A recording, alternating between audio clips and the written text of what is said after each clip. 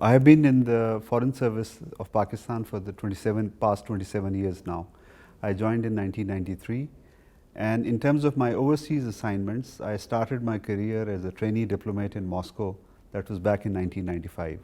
I was attached with the embassy as a trainee diplomat for some time, and then I have been serving in Pakistan permanent missions to the UN in New York and the Pakistan embassy in Beijing, and then again in Pakistan permanent mission to the UN in Geneva, and then I was ambassador of Pakistan to Poland, and I was also concurrently accredited as ambassador to Estonia and Latvia also. So this is my second ambassadorial assignment in Moscow, and of course the most challenging in terms of that for any professional diplomat it's like a dream to be posted in Moscow. There is so much to do here in terms of bilateral relations, and so much to learn. It's an old country, old culture, old civilization, which has contributed so much to the human civilization in so many areas, including in diplomacy. So I come here as an ambassador of a friendly country who is trying to further improve relations with Russia, as well as a student to learn from Russia. There's so much to learn. Of course, I mean, as I was telling you, I was here in Moscow 25 years ago. Moscow has changed. It's much more, I would say, it was pretty at that time, but it's much prettier now.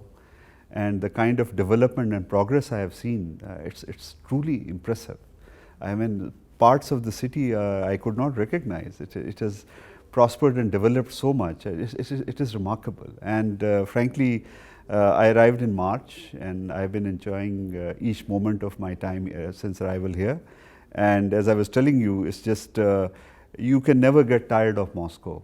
No matter how you spend your whole life, there is still something new to discover. And the city is amazing, the people are hospitable, the Russian culture, I understand, just like our culture, the Russian people put a great emphasis on hospitality. So I always feel welcome anywhere I go, from ordinary people to the government departments to colleges, universities, everywhere. So it has been a truly happy experience for me, and I look forward to a very happy and successful tenure. And I must mention to you that my arrival coincided with the COVID. So I arrived on 6th of March, and I think by 22nd March all flights were closed. But as we say, life goes on. Russia has, in my view, dealt with this challenge in an impressive manner. The numbers were very high. But what impressed me most was the calmness, the way with which, and the calm and organized manner in which the Russian people and Russian government have addressed it. We are very happy to note that from June, lockdown has eased, the things are getting back to normal, and even restaurants are fully functional now, and so the life is completely getting back to normal. The economic work has started, our meetings, the diplomatic business has started. But the key point for me has been that that time, that period of kind of lockdown, it helped me to study more, to read more, so now I'm more prepared for my assignment. But I would repeat here that we have as friends of Russia, we really cheer, and we feel happy for the achievements of the Russian people. But even in addressing this challenge, we are really impressed, the calmly and organized manner in which the Russian government and people have been dealing with this challenge. First of all, I must, through this interview also, I've been acknowledging it, and I want to acknowledge it once again with all my sincerity. The kind of cooperation and help we received from Russian government was excellent in dealing with the problems of our citizens here. Students, businessmen. There are some businessmen, for example, who came for one meeting. They are stuck here for 3 months now, But, and then there are students who have graduated, who have to go back. Then there are students who wanted to go back for short visits. Or there were some students who came for short assignments, short attachments, or short courses here. So there was a whole variety of people affected. But I must say, the Russian, what I was telling you in the beginning was the calmly and organized manner in which the Russian government approached it. So a lot of things the Russian government did at its own. It automatically, for example, one of the most critical issues for people stuck in this situation is the visa. So the Russian government Interior Ministry itself conveyed to us that we have already automatically extended visas for the people. So that one problem was taken care of. And then I must tell you that the city governments or the provincial governments, they were contacting us that your citizens are here, do you need any particular help from us? It was very impressive, and in the colleges and the universities, they were very kind. They allowed the student hostels to continue to work. For example, the university is closed, so we were worried that there are so many students, if they have to, we will make arrangement for them. The universities allowed the foreign students to continue to stay in the student hostels. So overall, because of the assistance and help from the Russian authorities at the federal level as well as the provincial and city level, we have managed the problems, the challenges for the Pakistani citizens stuck in this situation, I would say satisfactorily. There hasn't been any problem, and some students, for example, in some situation they had a problem, they have run out of money. So we arranged the ration, food to be distributed to them.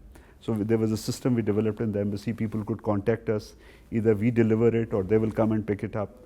And in far off places where there, for example, we couldn't send the food, we sent the money. But the Russian authorities were always there, welcoming and ready to help wherever it was needed. It will impact. It is impacting the global trade at a whole, macro level. And it would be very, wrong to say that any country can escape this challenge. It's a huge challenge. But at the same time, and the second point is that it is still unfolding. We can't say that we have reached the end of it. So for example, economy has reopened. So the old orders, cancellation of orders, a lot of things in banking transactions, then we are told that there may be a second wave, for example. How are we going to? So there is something which injects a degree of uncertainty into a lot of business planning. But having said that, what I was recently checking with the trade section, so far our orders which had come through are more or less progressing smoothly. And by the fourth quarter, we'll be able to make an assessment. What is the percentage of impact, how much impact it has created for our trade. But so far, we think we'll be able to deal with it. I think so. But the long run, I don't know. I mean, how this problem, how long it goes. It kind of we overcome by the end of the year, or it goes on for some more time. I want to convey to you that in the terms of Pakistan's foreign policy, relations with Russia remain a top priority. There is no ambiguity in our minds. It remains the focus of the Prime Minister, the entire government, and all the departments of the government, the armed forces, the Commerce Ministry, Parliament, and we are trying to diversify these relations. And another happy assessment I can share with you, in the past 2 decades particularly, the relations have grown from strength to strength. So if I look back 10 years ago, in the last 10 years, last 5 years, the relations continue to maintain an upward positive trajectory. Relations have made enormous progress. And when you are building with an important country like Russia, we have so many governments have changed in Pakistan. There have been many elections, different political parties. But on Russia, there is a complete consensus. We want very strong, multidimensional, robust relationship with Russia. There's no doubt. You won't find any voice in Pakistan opposing this. There's a complete consensus, political consensus on this part. And in developing any relationship, the most important thing is the trust. And I think we have been able to create this goodwill and the trust where more doors are going to open in the future. We are not going to rest on the past achievements. We think the Pakistan-Russia relations, even a much brighter future awaits our relationship. But to repeat myself, this remains a key priority of our foreign policy. The entire government is completely committed and focused, and we want a meaningful, broad-based, deep partnership with Russia, and not focused on one area, but a truly multi-dimensional partnership. And I may add, the progress we have achieved in this relationship, it is not only for the interest of the two countries, both countries are benefiting from it, but also it helps in terms of the regional stability and global security. So our relationship actually contributes to global security and the regional stability. So we look at the relationship beyond the bilateral prism also. So we think there is much more to be achieved, and the relationship awaits even a brighter future. The future is going to be much better than what we have achieved so far. I'm very confident about that. In terms of political, we don't have any problems. I mean, the relationship in terms of the interaction, the dialogue, the communication between the two countries, and even in multiple forums, from Shanghai Cooperation Organization, thanks to Russia's help, we are a full member of Shanghai Cooperation Organization. Then in the various multilateral agencies, the UN, the depth of interaction between the two countries is based on trust and is very intense. And in terms of bilateral relations, I can assure you there aren't any problematic areas. So that's what I was hinting at. The trust is now really deep between the two countries at the leadership level, at the official level, and we think that provides the ideal foundation to further take forward this relationship, which is very vital for our two countries, but also for region and for the global security also. We discussed a broad range of issues. The gas pipeline is kind of something, it has made a lot of progress. But on these issues right now, the technical discussions are going on, particularly on the gas pipeline. And I can share with you that recently, last week, I had a meeting with the Russian energy minister also. He was very kind to receive me in his office. He is the new chairman of the Intergovernmental Commission. I think we have made good progress and we remain optimistic. This remains a very important priority for our government. And similarly, on the railway and the civil aviation side, our side remains ready. But there are, of course, the technical discussions and these, and from our side for example, in the civil aviation sector, the two parties don't know each other. So we are getting to know each other's procedures, each other's requirements, the technical parameters, the regulatory part. So it's going to take some time, but the will is there, and we hope to share some good news in due course with you. These were, I mean, with the MGIMO, there are going to be more meetings. Of course, these are in the nature of courtesy calls, because one area which we are focusing as embassy, as the foreign ministry, and with the help of our Russian friends, one area we are trying to focus is education cooperation, because Russia offers perhaps a few of the best universities in the world in the sciences, technology, medicine, so many areas. But I think the number of Pakistani students is much low. I mean, it needs to be ramped up. So that is some, I mean, universities will keep meeting, trying to see what are the possibilities of bringing more Pakistanis here, because the quality of education is really world class. And in the past, we used to still get more students, but somehow or the other. So there is something we need to create more awareness and university to university exchanges.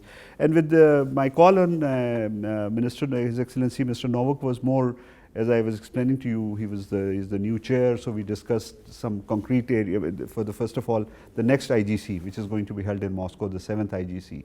So we discussed some matters related to that, the agenda, the past projects which are in the works. So it was a kind of reviewing the progress so far and to look to the future.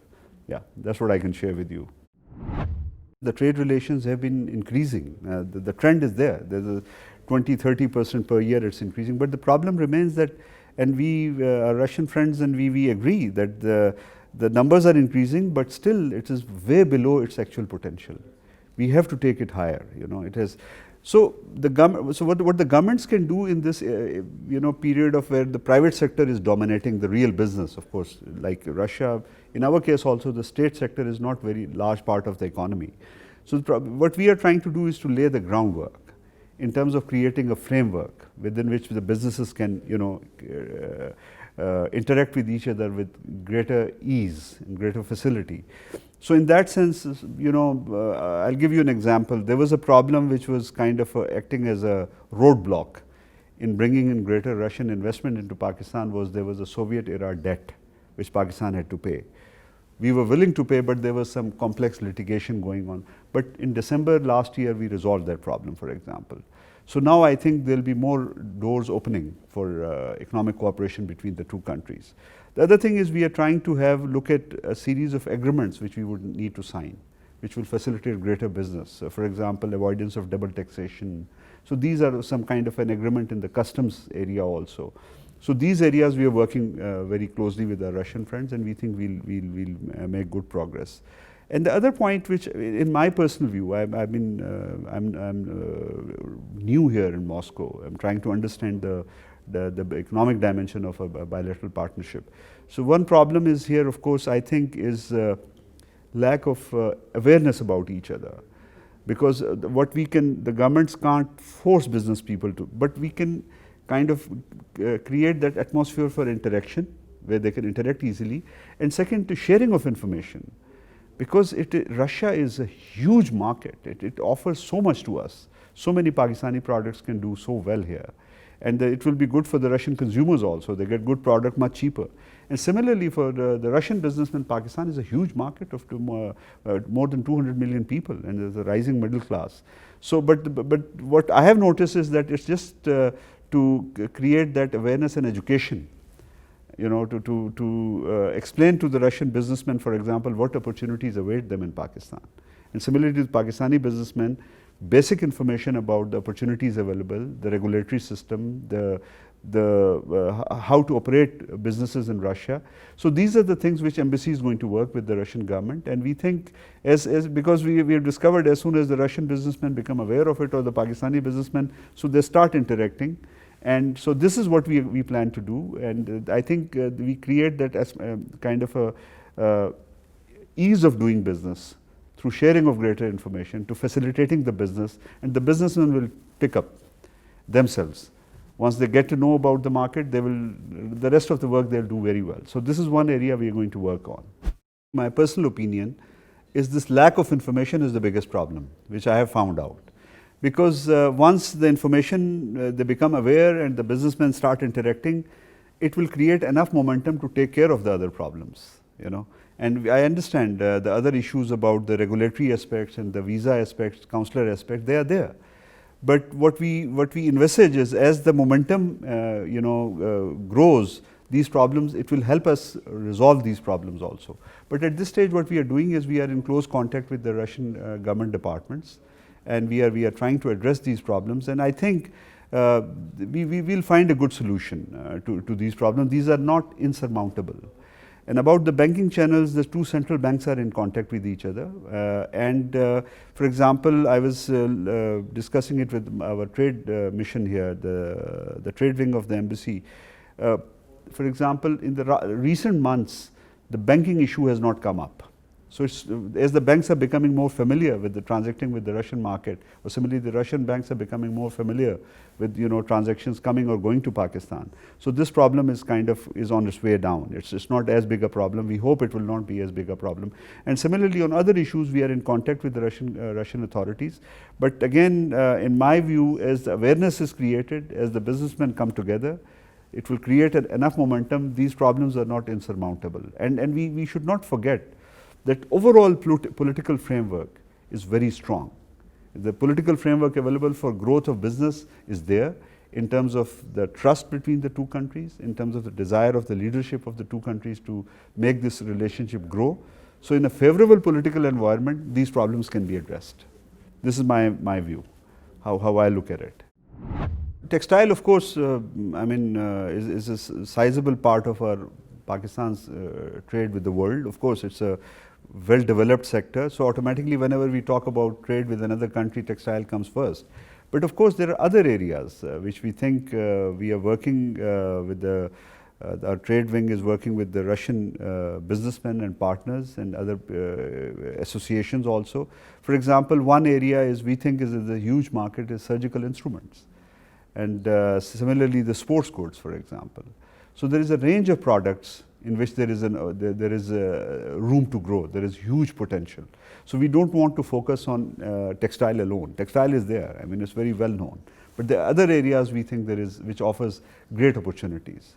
Similarly, agricultural products, fruits, vegetables, for example. Similarly, from importing for the Pakistan, for importing from Russia, machinery. Plant machinery, you know, and even in the machinery for oil and gas sector also, Russia is the world leader in these things.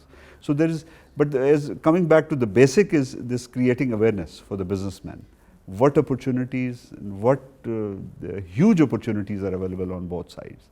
So as we do that, and the second stage, the governments come in after creating awareness, as the businessmen come together, is facilitating. Once the businessmen start transacting, then we discovered new problems, new challenges. Okay, in this area there is another challenge, so that we will keep addressing. It's a constant ongoing process. The government can't just switch on something and step back. or the embassy can't step back. It's constantly involved, but in terms of facilitation. So as I mentioned to textile, but there are multiple other areas which we are focusing on in terms of growth, for growth of Pakistan-Russia business relations. Of course, I mean, any initiative we are willing to help, and we are here to help. This is our duty, and this will be our pleasure to facilitate and extend the, help to the extent possible. But this is a very concrete initiative which has been taken by Business Association for Cooperation with Pakistan, and we have already been working with them in terms of arranging and facilitating meetings in Pakistan. So this is a good platform, and like other initiatives, we fully support it, and we are encouraged by this, and we are happy to see the progress it has made, and we will always be there to help them, and we wish them success. In terms of tourism, there has been challenges in Pakistan because till 10 years ago, for example, there was a lot of security issues that have been overcome. The problem is under control. We have achieved much success in that area, but we understand in terms of perceptions that on the ground the situation has changed, but it takes longer time to change the perception. We are working on that, and we hope the perceptions will also change. Right now, as it is, we are encouraging more tourists, what we call special interest tourism. A lot of the Russian we have met who are interested particularly for the mountaineering, for example.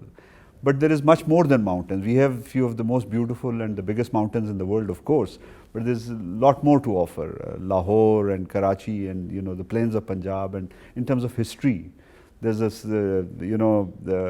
for sites 3,000 years old, 5,000 years old, this abundant, the whole country is filled with them. It has been a cradle of very old civilizations, Pakistan, the Indus Valley. So we think as this kind of interest is generated, the first step would be some kind of a charter flights. So as soon as we have more interest coming, the charter flights will lead to more regular flights. So, but that is on our horizon, and we think we have made good progress in terms of changing the perceptions, or I wouldn't call it changing in a negative way, but bringing harmony between the perceptions and the reality on the ground. We want to make it harmonious, to tell the people what is actually on the ground, and we will see more. And I must say, the Russian people love to travel everywhere in the world. So we hope to get more Russians to visit Pakistan, and a very warm welcome awaits them in the sense that there's one commonality in our cultures is the emphasis on hospitality. Just like Russians, which is a very important ingredient of our culture. So we would be very pleased to welcome as many Russian tourists in Pakistan as possible.